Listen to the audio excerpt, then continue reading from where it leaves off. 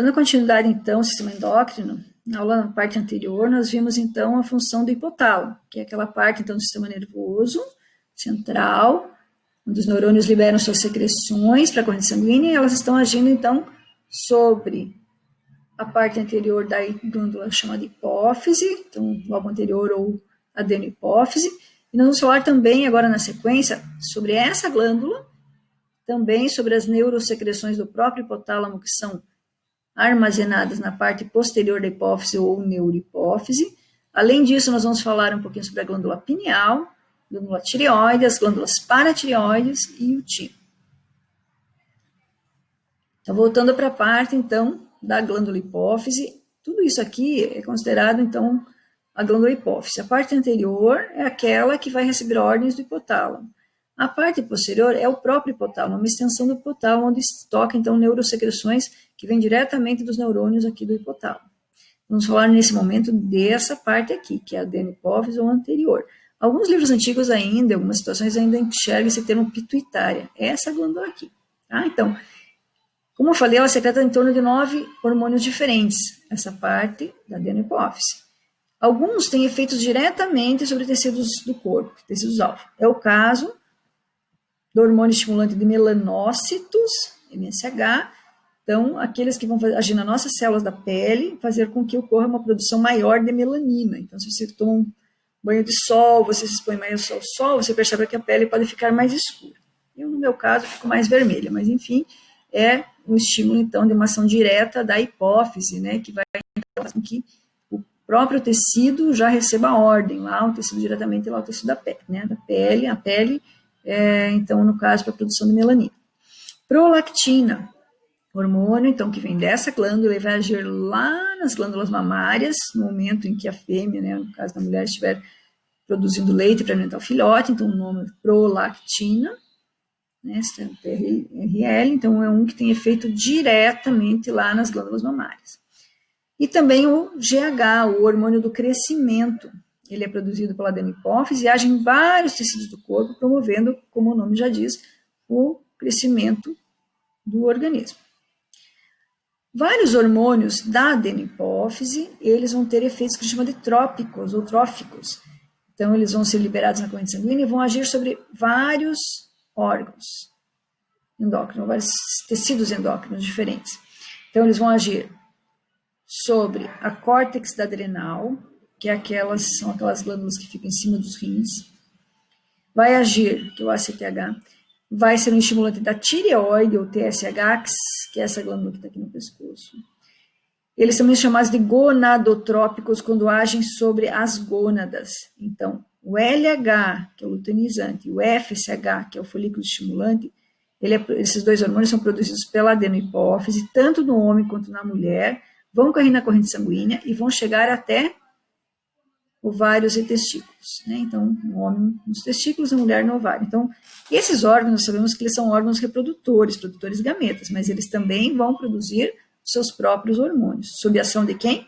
Desses hormônios que são, então, originários da adenohipófise, tá? Então, observe bem, a ação direta, ele tem efeito já direto nos tecidos.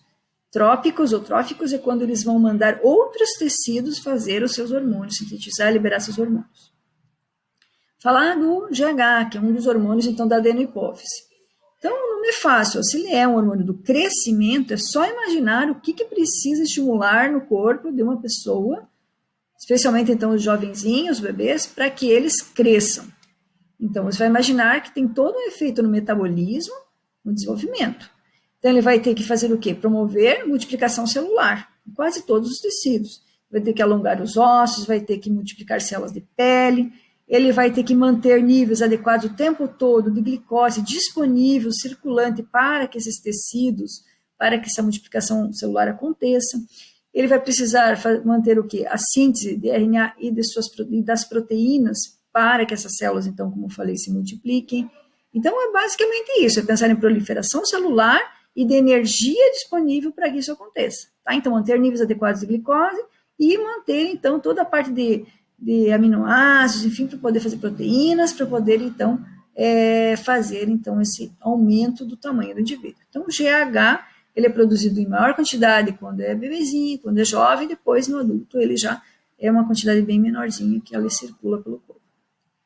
E lógico que quando a gente pensa em hormônios, sempre nós temos que pensar que se houver qualquer tipo de alteração em termos de quantidade produzida, liberada, ele pode ter um efeito muito grande.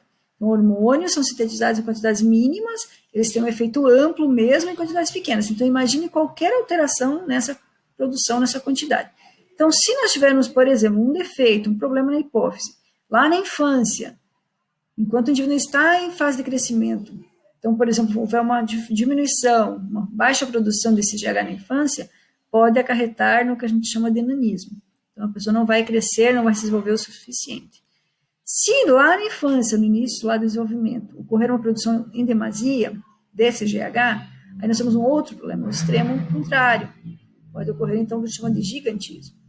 E aí, o problema do GH, como eu falei, ele é principalmente lá na infância.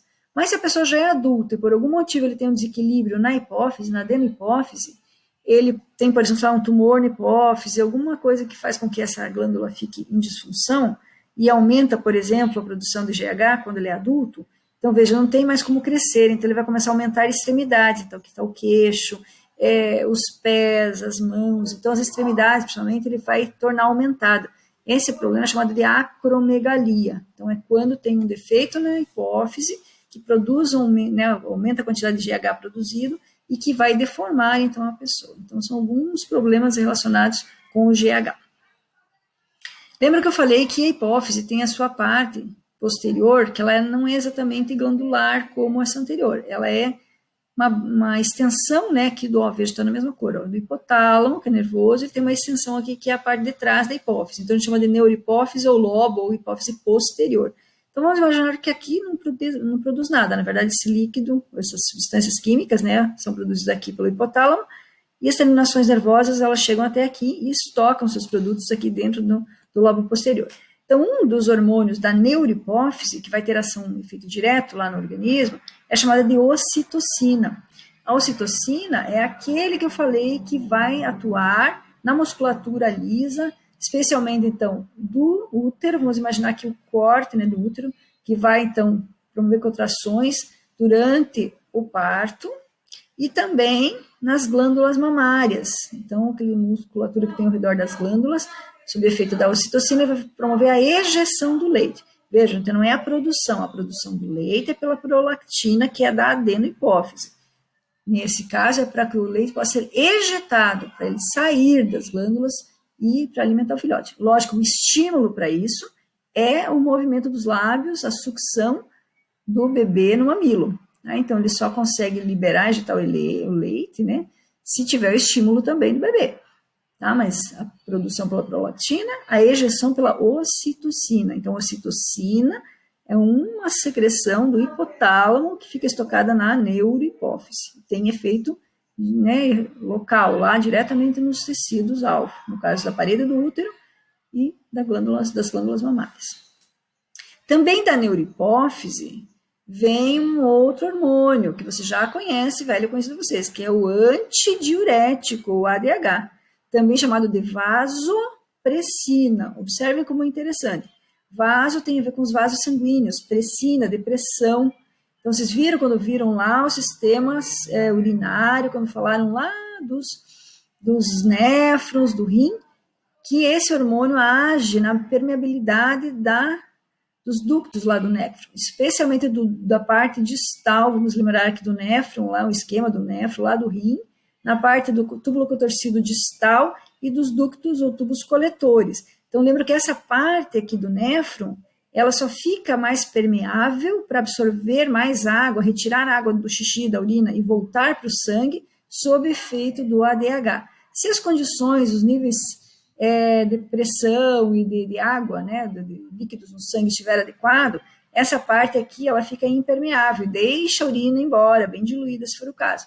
Mas se a gente tiver sob efeito de estresse hídrico, nós não tomamos água, né, o corpo está com uma baixa pressão, baixo volume sanguíneo, aí o ADH entra em ação e ele vai agir nessa parte lá do néfron, né, fazer com que ele, então, retenha mais líquido, tire da urina e devolva para o sangue, certo? Então, vejam, Lembra que eu falei que o nosso principal sensor, monitor do corpo é o hipotálamo. É ele que reage do estresse, né, hídrico, então no caso de sede, de fome, de medo, de raiva, é o hipotálamo. Então, nesse caso, efeito do estresse hídrico, baixo volume sanguíneo, ele vai aumentar a permeabilidade aqui do túbulo contorcido distal e do coletor lá do néfron do rim.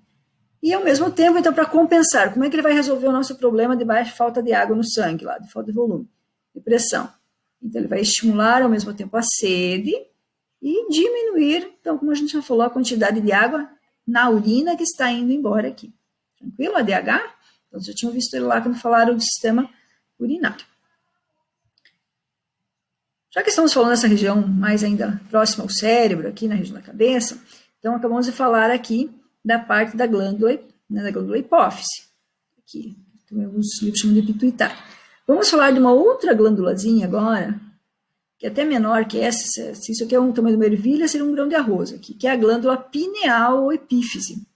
Então essa glândula é uma glândula, como eu falei, bem pequenininha, ela fica um pouco mais profunda ainda na região do cérebro, e ela produz um hormônio chamado melatonina. Então, ela produz e libera na corrente sanguínea a tal da melatonina. Tranquilo? Já se observou o quê? Que o efeito dessa melatonina, ele tem um efeito metabólico. Então, ele mexe com íons, com substâncias do nosso corpo, especialmente aminoácidos, fósforo e iodo. E ele está especialmente relacionado com os nossos ciclos de sono, dia e noite. E para os animais, de modo geral, e também a questão tanto do crescimento quanto dos ciclos reprodutivos. Em diferentes grupos já foi observado isso. No nosso caso, em especial, ele é produzido, liberado durante a noite, durante a escuridão, então não adianta dormir com a noite toda, por exemplo, com a luz acesa, porque você pode comprometer, né, a questão aí da melatonina, especialmente se você, lógico, não tiver insônia, ficar com os olhos abertos, porque ela é detectada, né, pela retina, pelos olhos, e vai mandar, né, esse sinal de que ainda é claro lá para a parte do sistema endócrino, na parte pineal. Então é importante que esteja à noite dormindo e para poder liberar, para poder produzir essa melatonina. Então ele está especialmente relacionado com esse nosso ciclo que a gente chama de o ritmo circadiano, que é o nosso dia e noite. Então, às vezes as pessoas adultas falam, você trocou o dia pela noite, quando você fica muito tempo acordado à noite, dorme muito de manhã. Então, tem a ver com essa questão do nosso ritmo. Então, ele é importante para ajudar, né, a induzir realmente o sono, especialmente aquela parte que a gente chama de sono REM, que é o de movimentos rápidos dos olhos. Então, logo se dorme, um pouquinho tempo depois, não sei se vocês já observaram, né, quando abre o olho de alguém assim, vê que o olho fica dando umas tremidinhas, umas mexidinhas.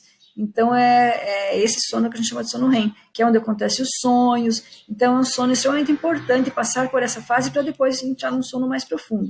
Então, quem induz isso é a glândula pineal. Então, é importante lembrar dela também.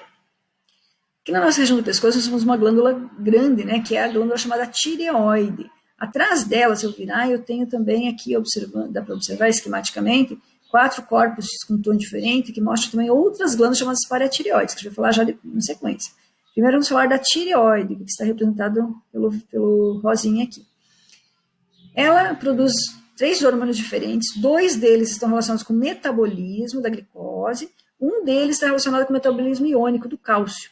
Tá? Então vamos falar primeiro do T3, T4, o T3 é a triiodotironina, T4 é a tiroxina. Tá? Então lembrar T3, T4 pelo menos que são da tireoide, que estão relacionados com o metabolismo. Tá? Então, eles são feitos a partir de precursores iodados da tirosina, que é um outro composto, então que é a base, digamos, para fazer esses hormônios, e por isso que a gente fala que precisa de iodo na dieta para que possa produzir, então, esses hormônios. Tá? Então, o iodo é importante e hoje a gente sabe que ele é colocado, né, adicionado ao sal de cozinha, já que praticamente todo mundo ingere, então, de alguma forma, o sal e ele consegue, então, suprir a nossa necessidade de iodo para fazer com que as nossas glândulas tireoides funcionem de uma forma apropriada. Onde que esses hormônios metabólicos vão agir, né, o T3 e T4? Especialmente sobre o nosso fígado, mas também sobre rim, coração, sobre o sistema nervoso, sobre músculos estriados esqueléticos. O que eles fazem? Eles vão sensibilizar esses nossos tecidos à ação, especialmente desse hormônio que é a adrenalina. Então, eles vão fazer o quê? Vão acelerar, vão estimular a respiração celular, vão aumentar a taxa metabólica, o consumo de oxigênio, e especialmente em condições de estresse. E que tipo de estresse? Especialmente o estresse térmico. Então, é o T3, T4, que está relacionado com o metabolismo, que promove o que a gente chama de termorregulação da nossa temperatura corporal. Então, quando você começa no inverno, né, perder calor, você comeu pouquinho, então ele vai estimular, fazer com que ocorra um aumento da taxa metabólica. Então, é o fígado que vai, lembra que é ele que faz com que ocorra, né, guarda lá a glicose, então ele vai fazer o fígado liberar glicogênio, quebrar esse glicogênio, liberar a glicose, vai fazer a musculatura estriada contrair para produzir, gerar calor. Então, especialmente em condições de estresse térmico, para promover a termorregulação, é que entra em ação o T3 e T4. Se a pessoa ainda está em crescimento, se ainda é jovem, ele vai ajudar também o hormônio da hipófise, o GH, nos mesmos, né, no mesmo tipo de ação, que é fazer com que ocorra, então, liberação de glicose, aumento, então, de taxa respiratória, para ajudar no crescimento também. Tá? Então, junto com o GH, ajuda a promover, então, a síntese proteica, né, e vai, então, ajudar no crescimento das pessoas. Nós temos duas situações que podem acontecer aí, no caso aqui, por exemplo, um hipotireoidismo, uma falta, né, desses hormônios circulantes, que pode ser em função da falta de iodo. Então, em algumas regiões ainda tem o chamado, né, de bócio endêmico, né, que são ocasionados por falta de iodo na dieta. Tá? Então, algumas doenças, como é o caso do cretinismo, especialmente se acontece o cretinismo lá na fase de desenvolvimento ainda, assim como acontece lá o nanismo, por exemplo, que eu falei lá do GH, aqui nos hormônios da tireoide, ele vai ser chamado então de cretinismo, é uma doença que ocorre, então, retardo mental e desenvolvimento do corpo, de modo geral, sexual, neural, quando a pessoa tem essa falta, então, desses hormônios aqui, lá quando ele ainda está em desenvolvimento. Se superestimular essa glândula tireoide, que segura um assento aqui, pelo TSH, que é aquele hormônio que vem lá da hipófise, ele pode deixar essa glândula trabalhar demais e ficar hipertrofiada, ficar aumentada. Então, a gente pode observar um aumento aqui, que é o bócio.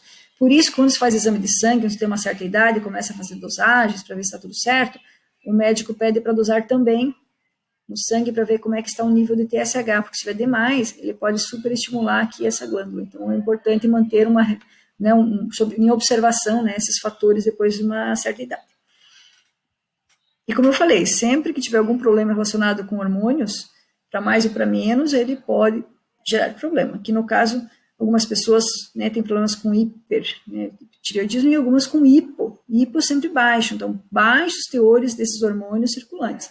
Então, como eu falei, se for lá nas criancinhas em desenvolvimento, elas não se desenvolvem, né, nem em termos de físico e nem mental, né, que a gente chama de cretinismo, então, retardo mental, baixa estatura.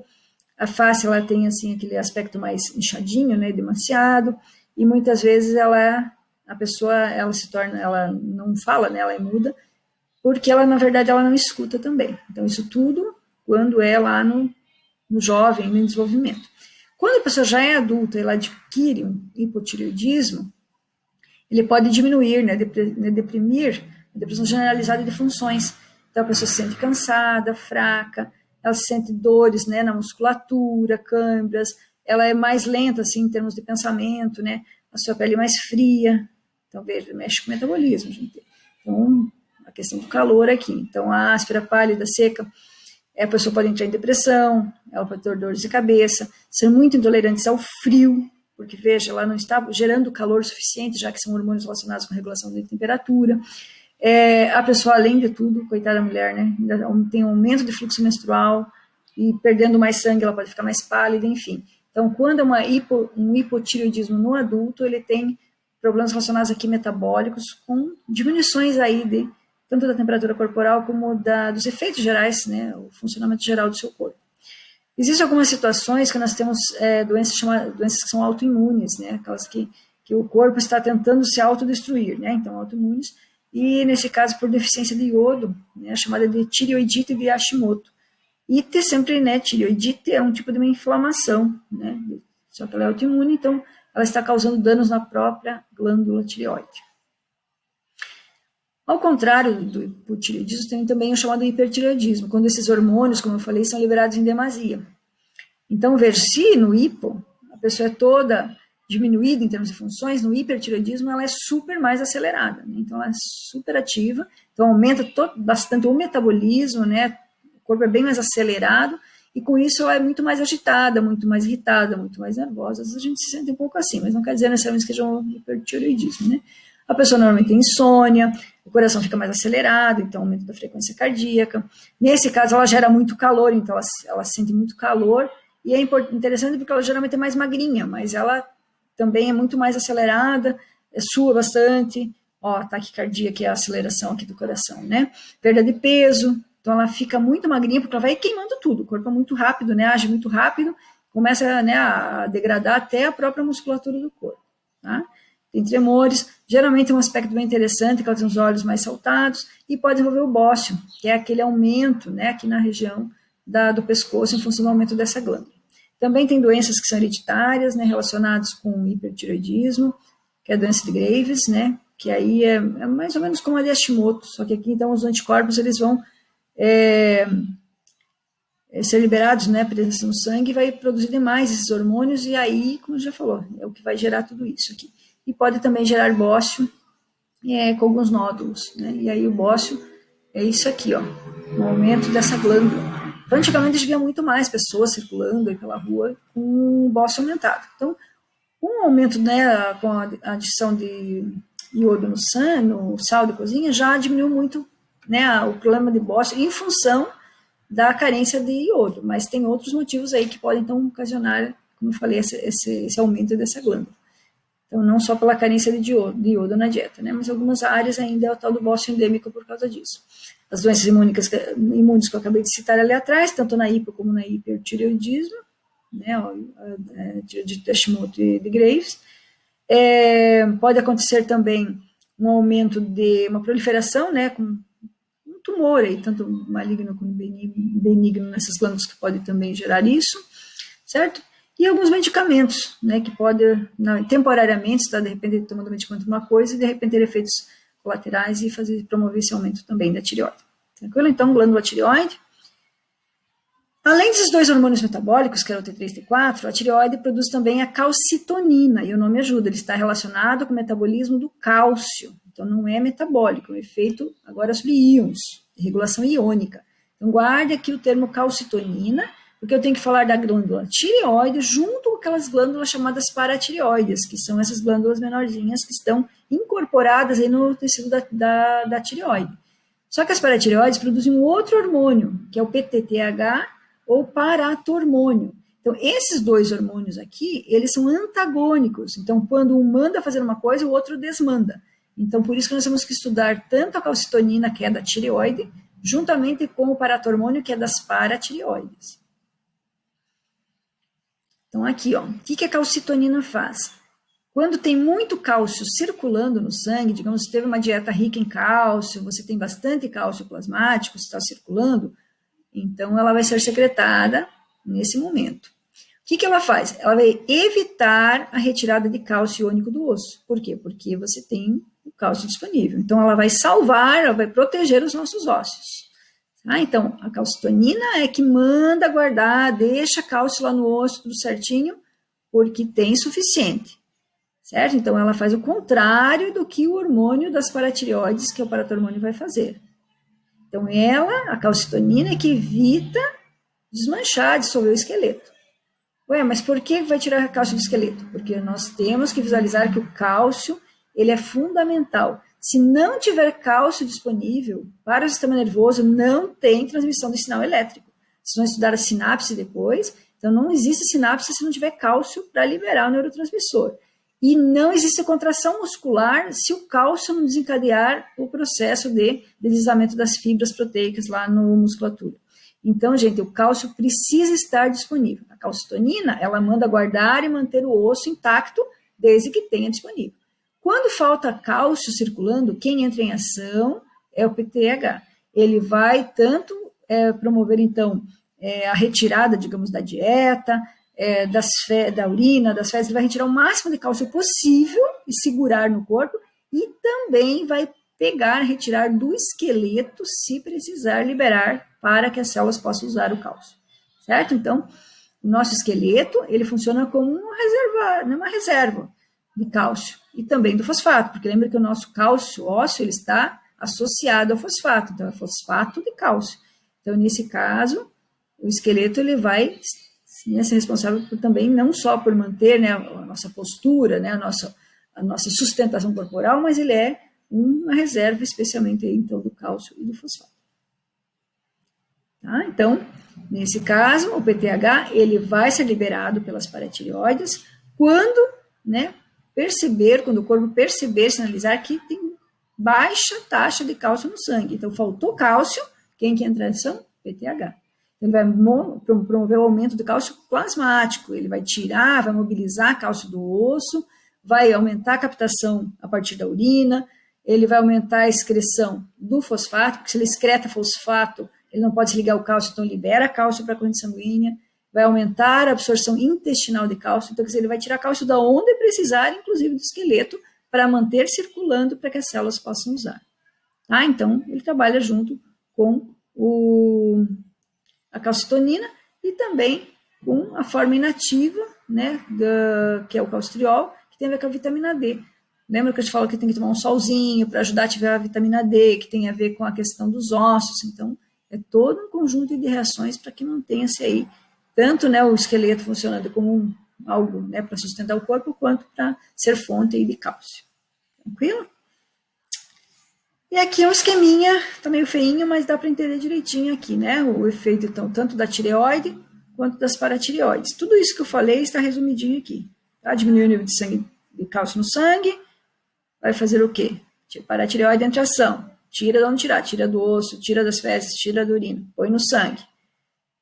Tem bastante cálcio circulando, calcitonina da tireoide, fala, então tá bom, agora pode guardar um pouco de cálcio no osso, não precisa mais retirar muito lá das fezes nem da urina, e assim por diante. Lembra da questão da homeostase, então, tireoide, calcitonina, paratireoide, paratormônio, os dois hormônios são antagônicos, um manda fazer, o outro manda desfazer. De novo aqui, mesmo esquema que eu acabei de falar. Tá? E lembrando que quando a gente pensa, por exemplo, na parte de excreção aqui do fosfato, para deixar cálcio circulante disponível na forma iônica, estou pensando aonde que é excretado isso lá nos rins. Porque os rins mantêm esse equilíbrio iônico. Então, os rins mantêm o equilíbrio iônico, mantêm equilíbrio salino e mantêm equilíbrio osmótico. Né? Então, os rins são tudo também. E para terminar essa segunda parte aqui da aula, falar um pouquinho sobre o timo. A gente brinca que timo não é timo, porque no passado, porque ele é bem maior quando você é jovem, adolescente, e depois ele regride um pouquinho. No adulto, a gente quase não tem muito percepção aí do timo. Ele fica um pouco mais abaixo, a tireoide estaria aqui, ele fica abaixo, aqui na região do peito. Então, os principais hormônios produzidos por esse tecido glandular é a timosina e a timopoetina. Então, poetina, lembra o sangue, né? Tem a ver com produção de células sanguíneas, especialmente os linfócitos T. E nós já sabemos que os linfócitos T estão relacionados com defesa do corpo. Então, o principal papel do timo é produzir esses hormônios aqui relacionados com produção de células sanguíneas. Certo? Então, na próxima parte agora da aula, nós vamos falar nas demais glândulas que ainda faltam, né? Que ainda estão relacionadas com o metabolismo e com a parte de regulação iônica, que seriam então as suprarrenais, córtex e medula adrenal, átrio cardíaco e pâncreas endócrino. E ainda vai faltar uma parte para falar sobre os hormônios reprodutivos, que vai ser a última parte que nós vamos estudar. Até logo!